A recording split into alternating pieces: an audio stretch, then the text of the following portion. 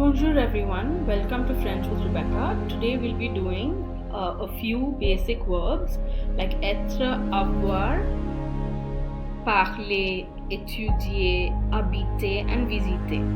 We'll also be learning about the basic structures in French, that is c'est, il y a, parce que, and some question tags like qui, où, quoi and quand. Come, let's learn together. Let's begin with the pronouns. We're first going to look at the singular pronouns. So we have 3 or 4 singular pronouns in French. These are je, tu, il and elle. Je means I, tu means you, and il and elle means he and she. Now to be precise, there are 2 kinds of yous in French. One is the singular you, which means ton. It can also be used only in informal situations. So, tu t'appelles comment is only used in informal situations. So when you're speaking with your friend, you can say tu t'appelles comment, tu parles quelle langue, etc. But this tu cannot be used in formal situations or in plural. Now with il and elle. Il is used for masculine third person, that is il, which means he, and elle, which means she, like the magazine Elle, the women's magazine Elle. Okay? We have our first verb, which is être, which means to be. So we will learn our conjugations of the verbs based on their conjugation with the pronoun. So être means to be, and that is the base form of the verb or the infinitive form of the verb. So we have je suis, tu es, il est, elle est, nous sommes, vous êtes, ils sont, elles sont. So, as you can see, être is an irregular verb, and I have put it in pink to make you realize that it's an irregular verb that needs to be learnt by heart. Je suis means I am, tu es means you are, il est means he is, elle est means she is, nous sommes means we are, vous êtes means you are, ils sont means they are, elles sont means they are feminine form. Okay? So we have je suis, tu es, il est, elle est, nous sommes, vous êtes, ils sont, elles sont. And like you know, we've learned this in class with a tune, so you can also practice it in the same tune. Je suis, tu es, il est, elle est, nous sommes, vous êtes, ils sont, elles sont. Je suis, tu es, il est, elle est, nous sommes, vous êtes, ils sont, elles sont. Then after être, we have the verb avoir.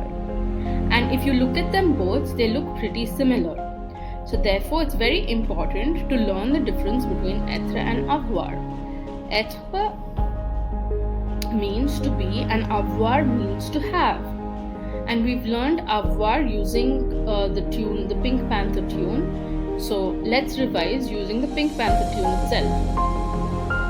J'ai, tu as, il a, elle a, nous avons, vous avez, ils ont, elles ont. J'ai, tu as, il a, elle a, nous avons, vous avez, ils ont, elles ont. And as you can see, there are some liaisons here with avoir, like nous avons. The S plus the A make the Z sound, because S followed by a vowel sound is always a Z sound. So it becomes nous avons, vous avez, ils ont, elles ont. Whereas the être, ils sont and elles sont are the S sound, because we do not pronounce the il, the extra S in front of the il. It becomes ils sont and elles sont. I hope that's clear. Now moving on, we're going to revise the ER verbs that we know. We know the ER verb parler, visiter, habiter and étudier. Now before we begin learning about them and what they mean, we should learn how to conjugate ER verbs. The ER verbs are the first family of French verbs that everyone learns. ER verbs have specific endings. So, when I say the endings of an ER verb are E, ES, E, ONS, EZ and ENT, that means the ER verb endings correspond to the pronouns in their orders. So that means je will be E, tu will be ES, il and elle will be E, nous will be ONS, vous will be EZ, il and elle will be ENT. So let's look at parler. So parler is pronounced parler. ER ending is pronounced as A, just like EZ ending is pronounced as A. Okay? And parler means to speak. Vous parlez anglais? It means, do you speak English? Okay? Oui, je parle anglais. Yes, I speak English. Okay? Now, how do you conjugate the ER verb parler? The ER verb parler is conjugated as follows. Je. So, what do you do while conjugating it? Before we begin, we cancel out the ER. We write what is left, PARL is left. So what do we do with that? We use that PARL and add the ending E. Next, with the tu, you write PARL and end it with ES. Next, with il and L, you write PARL and the ending is E. So you just add an E. Then with nous, you write PARL and the ending is ONS. So you write an ONS. Next, the vous form. It ends with an EZ, so you write PARL EZ. And the last one, PARL and the ending is ENT. Now, how do you pronounce these different looking conjugations? All the pronunciations are the same except nous and vous. Je parle, tu parles, il parle, elle parle. Il parle plural, elle parle plural. Nothing changes except for nous parlons and vous parlez. Please note, in all ER verbs, this is the rule that is to be followed. All ER verbs, the ENT is not pronounced at the end. So that means when we move to the verb visiter, it is pronounced as follows. Je visite, tu visites, il visite, elle visite, nous visitons, vous visitez, il visite, elle visite. English speakers will have the tendency of reading the ENT at the end. But please refrain from reading the ENT at the end of il and elle plural. Il visite, elle visite, plural. Je parle, tu parles, il parle, elle parle, nous parlons, vous parlez, il parle, elle parle. Okay? Now, visiter means to visit. So I visit, you visit, he visits, she visits, we visit, you visit, and they visit. Okay? Now moving on, we have habiter. Habiter means to live. The H in habiter is silent. So we will begin with j'habite. Please note, read them as if they were one word, J and A, and the H is silent. So J plus A is ja, j'habite. J'habite, tu habites with an ES, il habite, elle habite with an E, nous habitons with an ONS, vous habitez with an EZ, ils, elles habitent with an ENT. The ENT is not pronounced. Moving on, étudier again is beginning with a vowel and it means to study. Now, so you will treat J and E as if they were together, as if they were one sound. So the E with an accent aigu is pronounced as J, or the E that is used in cafe is pronounced as A. Je plus A is J. J'étudie. Tu étudies. Il étudie. Nous étudions. Vous étudiez. Ils étudient. Elles étudient. Now, if you notice, I have finally pronounced ils and elles in the end because it is followed by an E, which is a vowel sound. So, ils étudient. The sound is Z because S plus vowel is a Z sound. So, ils étudient and elles étudient. The rule for the ENT remains the same. We will not be pronouncing the ENT. We will only pronounce it as étudie.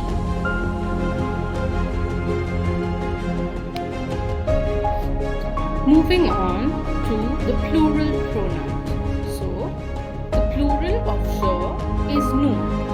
I plus someone, that is je plus someone else, will make nous, which means we. Rahul and I go to the park. We go to the park. So, Rahul et moi, we go to the park, which means nous allons au parc. Okay? So, nous means we. Vous means you again, but it is, like I said, the formal form or the plural form. So, if I am speaking to someone in a formal situation or in a professional situation, I will use vous. So, for example, like you have learned, when we're asking about someone's name in a formal situation, we say vous vous appelez comment? Or comment vous vous appelez? Or we say comment allez-vous? Or comment vous allez? Do you see the vous in these forms? That is used only in the formal situation or in case we're talking to a large group of people. That is in the plural form. Then we have il and elle, plural, which means they. Although there is an S at the end of il and elle plural, I will not pronounce it unless it is followed by a vowel sound. For example, ils étudient, they study. S plus E makes the Z sound, so ils étudient. So the S plus E makes the Z sound. Ils étudient. Ils ont. Like in avoir, ils ont, okay? Or elles ont, elles étudient. So, if there are a bunch of boys together, we will use il plural form. If there are a bunch of girls together, we will use elle plural form. But if there is one boy and many girls, we will still use the il plural form. We will not use elle plural if there are many girls and one boy, because that is the rule in French. Now, like I explained to you, the singular pronouns je, tu, il and elle are on the screen along with the verb s'appeler. S'appeler means to call oneself. Okay? Like to call oneself. That is, I call myself Rebecca. So, je m'appelle Rebecca. Now, the reflection, oneself, myself, yourself, his self, herself, etc., himself, herself, etc., these are reflected in the me, the, and se that you observe over here on the screen. So, je m'appelle, tu t'appelles, il s'appelle, et elles appellent. If you notice, the S followed by a vowel sound becomes a Z sound. So, now, s'appeler in its infinitive form, as you see at the beginning of the page, or the base form of the verb, to call oneself, has a single L. Whereas, when we conjugate this ER verb, you will have double L that follows. S'appeler, here je m'appelle has a double L. Tu t'appelles has a double L-E-S. ils appellent has a double L-E. Please note that s'appeler changes when you look at it in its conjugated forms in the singular. Je m'appelle double L, tu t'appelles double L-E-S, ils s'appellent double L-E. Now the plural forms of s'appeler. So we know the plural forms of je, tu, il, elle are nous, vous, il and elle. Now what are the plural forms of je, me, tu, te, il, se and elle, se? Those are nous, nous, vous, vous, il, se and elle, se. Now nous, nous becomes nous appelons. Vous, vous becomes vous appelez. And il and elle become il and elles appellent. Okay? Just like all other ER verbs, the ENT at the end is not pronounced. That's why I've put it in blue. Now, if you notice carefully, there is no double L in the nous and the vous form. They look like the infinitive form. Nous nous appelons, single L-O-N-S, vous vous appelez, single L-E-Z. Whereas, if you look at il and elles appellent, we go back to the original double L-E-N-T. Please note that this is the change when we think of the ER verb s'appeler, because it's not just a regular ER verb, it is a double L-ER verb. Okay, so je m'appelle double L, tu t'appelles double L, il and elle s'appellent double L, whereas nous nous appelons single L, vous vous appelez single L, ils elles appellent double L, E-N-T. Okay, let's move on to say and il et elle. When to use say and when to use il or elle. Now, say is used as a presentative. That is, it is used to present someone. This is or it is. This is plus name or surname. Okay? Nom is surname in French. Prénom is first name. So when you're presenting, let's say a friend, you say and the friend's name. Say Rohan. Say Ria, for example. Or if you're talking in a formal situation, say Monsieur Legrand.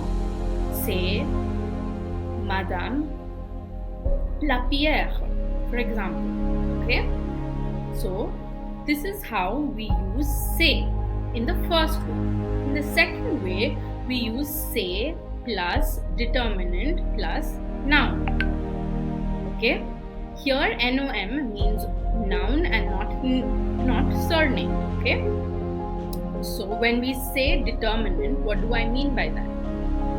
All nouns in French are gendered and numbered. In English, for example, all nouns are only numbered. That is, we have singular nouns and we have plural nouns. But in French, our nouns are not only numbered, that is, they are not only singular and plural, they are also masculine and feminine. So, a noun is always preceded by something that determines it, that gives it its singularity, plurality, masculinity or femininity. It indicates these things about the noun. So, we have definite articles. We've learnt about definite articles, le, la and le, and we have learnt about indefinite articles, and they. We have also learnt about possessive adjectives or les adjectifs possessifs, mon mamé, ton tate, son sasé, votre notre and leur. Okay? So these are all determinants in the French language. They determine the number and gender of the noun. So an example would be, say, mon ami. This is my friend. Okay? Now, mon ami suggests that the friend is masculine or the friend is a male. Okay?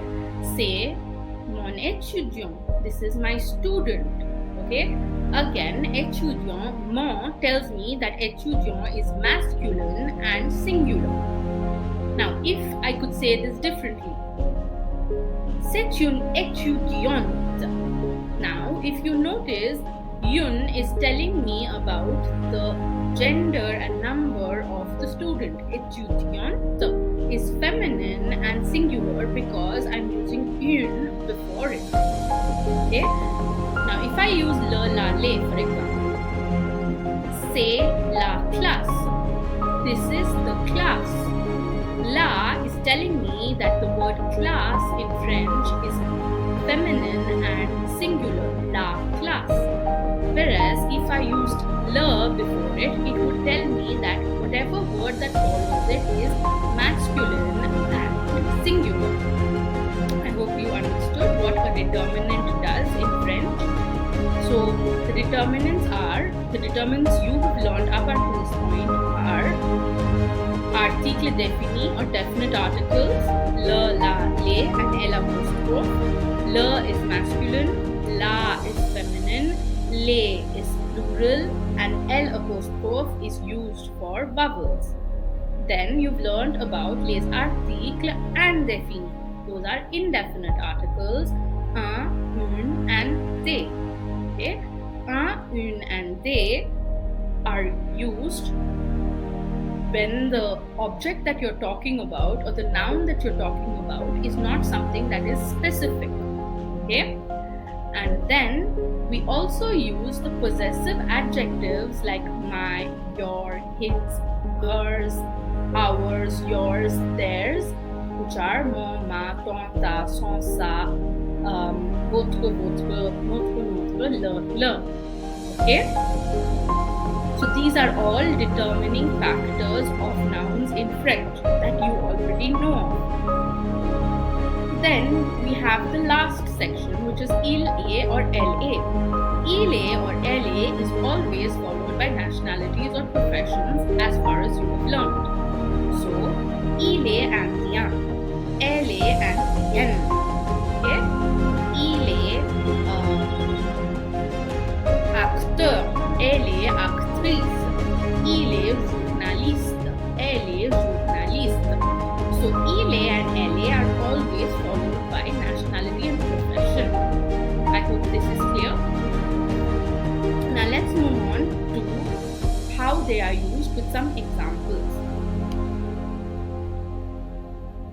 Now, look at this example. C'est plus nom ou prénom. That's what we had learned as the rule. C'est Benedict Cumberbatch. You know the person who plays Sherlock Holmes? His name is Benedict Cumberbatch. So, c'est Benedict Cumberbatch. He is Benedict Cumberbatch, or this is Benedict Cumberbatch. Representing this person. C'est un homme.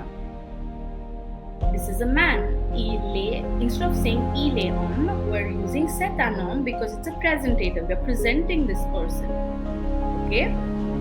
Then we have il est plus nationality. Il est anglais. And il est acteur. He's an actor. So when we're using nationality and profession, we use il est for masculine. Whereas when we're presenting a person, we use c'est. Say Benedict Cumberbatch, c'est un homme. Now, un is telling me that homme is masculine and singular. Whereas if it was une, it would tell me that it's feminine and singular.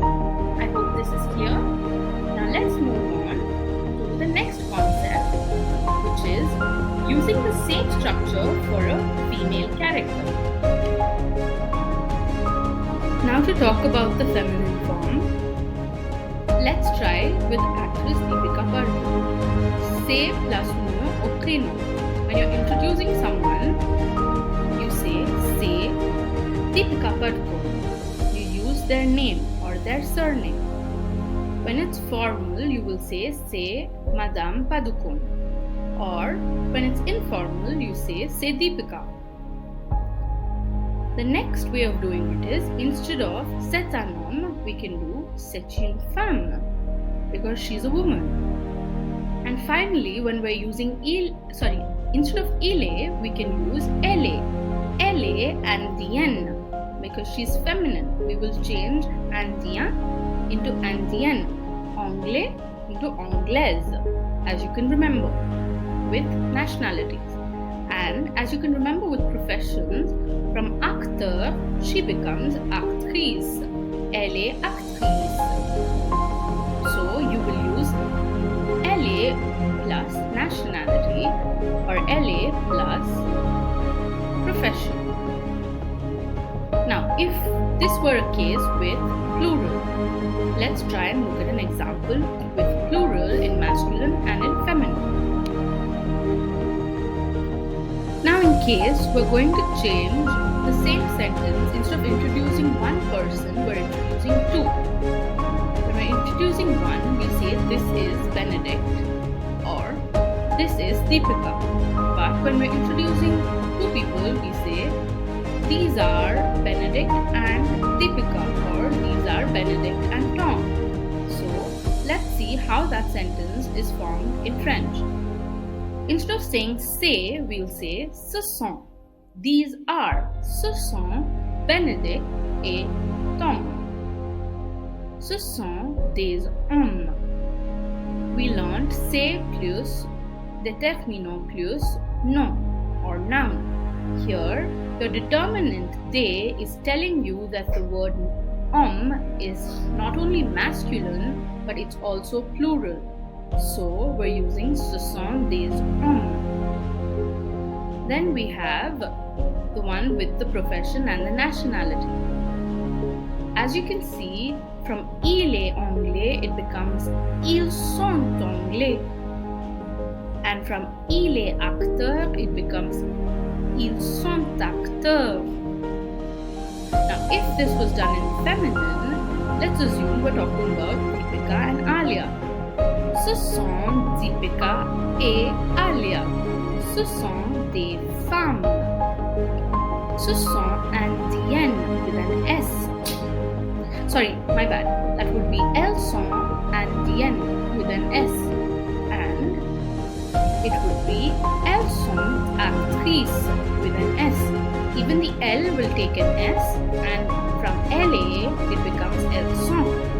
Please note how the singular and plural versions work. While using c'est, ce sont, il est, elle est, ils sont, and elles sont. Now, let's learn the question tag combien. Combien means how many. Combien d'étudiants dans ta classe? How many students in your class? To answer a combien question, we answer it with il y a. Il y a. Il y a 10 étudiants dans ma classe. There are 10 students in my class. Il y a 5 étudiants dans ma classe. There are 5 students in my class. Okay? So, il y a means there is or there are in French. Combien means how many. So, when we're using the question combien, the answer automatically becomes il y a. Now, the question, pourquoi vous étudiez le français? Why do you study French? The question tag, pourquoi, is answered using either pour or parce que. So, now what structures do pour and parce que follow? Pour is followed by a verb in its full form or in its infinitive form, like I've written below. Pourquoi vous étudiez le français? J'étudie le français pour voyager. J'étudie le français pour comprendre la culture française. J'étudie le français pour regarder les médias en français. So now what do these sentences mean? I study French to travel. I study French to understand French culture. I study French to watch French media. Comprendre means to understand. Regarder means to watch. Voyager means to travel. Now, if instead of using pour, if we choose to use parce que, because, the because form for a why question, then the answer will be followed by c'est plus an adjective. This is one way to answer a pourquoi question. J'étudie le français Parce que c'est utile. Parce que c'est bon. Because it's useful. Because it's good. Okay? So you can use any of these structures in order to answer a pourquoi or a why question. Pour means for and quoi means what. Pourquoi for what.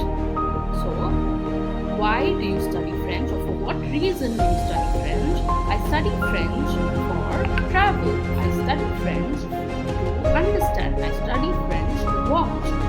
I study French because it is useful. I study French because it is good. So these are the different structures that you can use to answer the pourquoi question. With that, we come to the end of this lesson. Merci, à plus. Ciao, ciao.